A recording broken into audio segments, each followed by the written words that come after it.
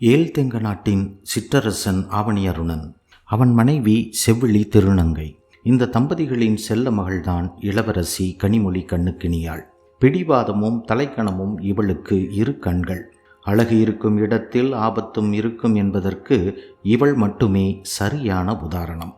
அரண்மனையின் செல்வ செழிப்பிலும் அவளது சிற்றன்னையின் துர்போதனைகளாலும் கர்ப்பம் மிக்கவளாக சுயநல சிந்தனைகளுடன் வளர்ந்து வரும் கண்ணுக்கினியாளுக்கு கபாடபுரம் சென்று நடனக்கலை பயிலும் பேரார்வம் உருவாகிறது. நடனக்கலையுடன் சேர்ந்து கபாடபுரத்தின் இளவரசனுடன் காதல் பாடம் படிக்க சிற்றன்னை அறிவுரை தரவே ஆவணி அருணன் கண்ணுக்கினியாளை கபாடபுரத்திற்கு நடனக்கலை கற்பிக்க அழைத்து வருகிறான். பவித்ர பாண்டியன் ஏற்கனவே ஆவணி அருணனுக்கு கொடுத்த வாக்குறுதியின்படி கண்ணுக்கினியாளை பட்டத்து இளவரசன் முடத்திருமாறனுக்கு திருமணம் செய்து வைக்க அரச குடும்பங்கள் கூடி முடிவெடுக்கிறார்கள்.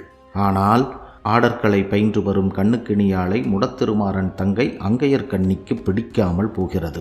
கபாடபுரத்தில் நிகழும் தமிழர் திருநாள் பெருவிழாவிலேயே இளவரசன் முடத்திருமாறன் கண்ணுக்கிளியாள் திருமணத்தை நடத்தி முடிக்க பவித்ர பாண்டியன் தீர்மானித்திருக்க அதற்கு அங்கையர்கண்ணி எதிர்ப்பு தெரிவிக்கிறாள்.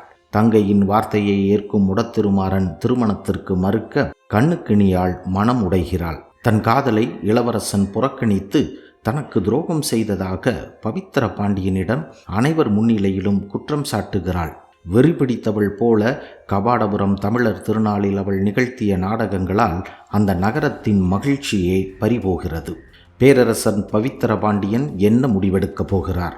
கண்ணுக்கினியாள் முடத்திருமாறன் திருமணம் நிகழுமா? முடத்திருமாறன் தன் தங்கைக்கு கொடுத்த வாக்குறுதி என்ன ஆகும்? விடை தெரிய வேண்டுமா? இன்றே சங்கத்தமிழ் பாண்டியன் நாவலை வாங்கி படியுங்கள். வாசிப்போடு சேர்த்து சம்பாதிக்கவும் வழி சொல்கிறோம். இரட்டிப்பு மகிழ்ச்சி பெற 6369297811 என்ற எண்ணுக்கு வாட்ஸ்அப் செய்யுங்கள். விவரங்களை தெரிந்து கொள்ளுங்கள்.